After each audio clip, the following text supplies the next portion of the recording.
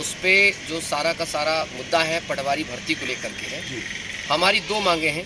पहली मांगे हैं कि इतने सालों से भर्ती जो नहीं आई है और अगर 4-4 साल 5-5 साल बीत जाते हैं, सरकार खुद ही पदों को स्वीकृति देती है, 5000 से ज़्यादा की पद स्वीकृत है, और जब भर्ती आती है तो उसमें पदों की संख्या होती है 2700-2800। तो ऐसे में निराशा हाथ लगती है।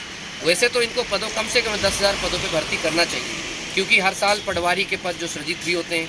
क्यों सृजित होते हैं? क्योंकि जब पद कोई छोड़ता है तो वो पद खाली रह जाते हैं, तो बैकलॉग भी होती हैं और तमाम भर्तियाँ।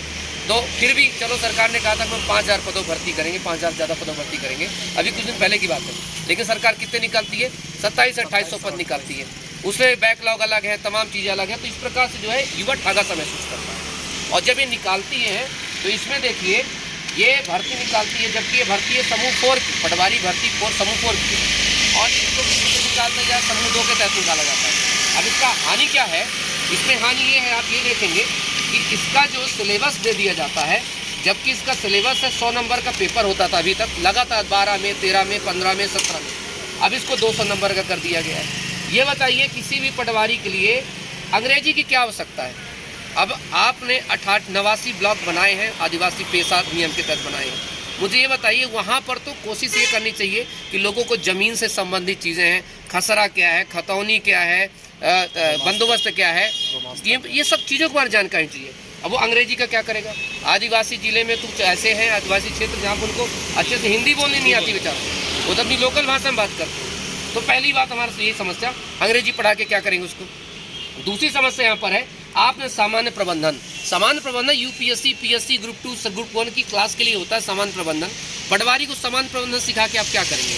हमें नहीं कहते आप 200 नंबर का पेपर लो, लेकिन लॉजिक भी डालो, ग्रामीण अर्थव्यवस्था डालो, पंचायती राज डालो, पेशा अधिनियम डालो, एलआर डालो, आईआर डालो, कुछ चीज़ें डालो, भू राजस्व डालो, हमें कोई तकलीफ नहीं है। लेकिन कम से कम सिलेबस ऐसा होना चाहिए जो कि परीक्षा के दृष्टिकोण से अच्छा हो। तो ये हमारी मांग है। और ऐसी बात नहीं, ये भारत मध्य प्रदेश सरकार का ही जीएडी विभाग कहता है, सामान्य प्रशासन विभाग कहता है। ये रहा सामान्य प्रशासन लिखित, ये है इनका 11 अगस्त 2017 का, जिसमें इन्होंने साफ तौर पे कहा है कि ग्रुप 1 में सिलेबस क्या होगा, 200 अंक का है। ग्रुप 2 में सिलेबस क्या होगा, 200 नंबर का है। ग्रुप 3 में कितना सिलेबस होगा, यहाँ से शुरू, ग्रुप 3 से 100 नंबर का। देखिए अब आता है हमारा ग्रुप 4 में कितना है, हमारा 100 नंबर का सिलेबस हमारा। अब इसी में देखिए, इसी ग्रुप 4 में है पटवारी, यही सरकार का ही आदेश है। ये समान ज्ञान, समान हिंदी, समान अंग्रेजी, समान गणित, समान अभिरुचि, समान कंप्यूटर ज्ञान, इन्होंने समान अभिरुचि के पंचायती राज ग्रामीण डाल दो, नहीं तो ये चीज़ डाल।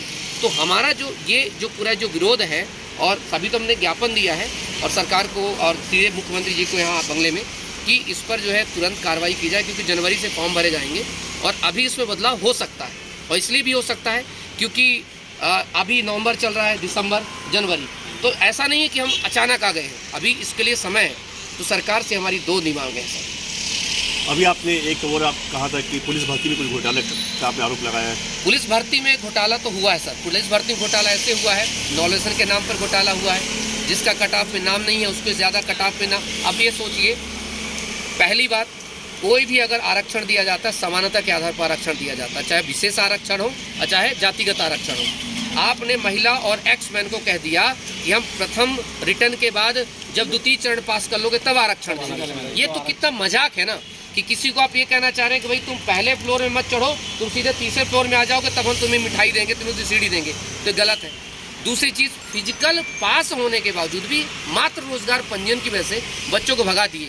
उसी को लेकर के हम लोगों ने पिटीशन लगाई थी, 2 पिटीशन लगी है। ग्रुपराज सर की पिटीशन में उन्होंने 15 बच्चों को लाई थी, 22 बच्चों की पिटीशन मैंने लगाई है। और इसके अलावा 60 लड़कियों की पिटीशन हमने लगाई, जिसकी सुनवाई कल है, जिसमें ऐसी महिलाएं, सामान्य वर्ग की महिलाएं जिनके कट ऑफ से ज़्यादा नंबर है, कट ऑफ गया है 67.5, लेकिन उससे ज़्यादा नंबर होने के बावजूद उनको फिजिकल के लिए नहीं बुलाया गया। वहीं पर मेरे पास कुछ ऐसे रिजल्ट आए हैं कि ये कह रहे हैं कि जो लड़कियां पुरुष के कट ऑफ के ऊपर गई, हमने उनको बुलाया, बाकी नहीं बुलाया। तो आपने 72 नंबर वाली लड़की की सिलेक्शन कैसे कर दिया? ये अपने आप में सवाल, ठीक है। और वो कोई लड़की टीआई की लड़की है, कोई लड़की एसआई की लड़की है, तो क्या इसका मतलब ये हो कि अब अगर पुलिस भर्ती में जॉब पाना है किसी बच्ची को, तो आपके बाप को, आपके दादा को पुलिस में होना पड़ेगा? क्या हम ये मान लें? तो ये हाईकोर्ट में कल सुनवाई भी हाईकोर्ट से, माननीय हाईकोर्ट के सामने रखेंगे। और आपको मैं जब वो आऊँगा तो मैं एक प्रेस वार्ता करूँगा, और आप सभी जो प्रेस वाले हैं, मैं आपसे आग्रह करूँगा कि जब मैं आऊँगा महिला भर्ती का भी मुद्दा और तमाम चीज़ों का, तो आपसे मुलाकात करके इस पर पूरा अवगत कराऊँगा मैं। परिचय दीजिए। मैं मध्य प्रदेश बेरोजगार युवा संघ अध्यक्ष हूँ और इससे मैं दिनेश सिंह चौहान अधिवक्ता उच्च न्यायालय जबलपुर, इसके अलावा world human right protection commission का मैं नेशनल वाइस प्रेसिडेंट भी हूँ।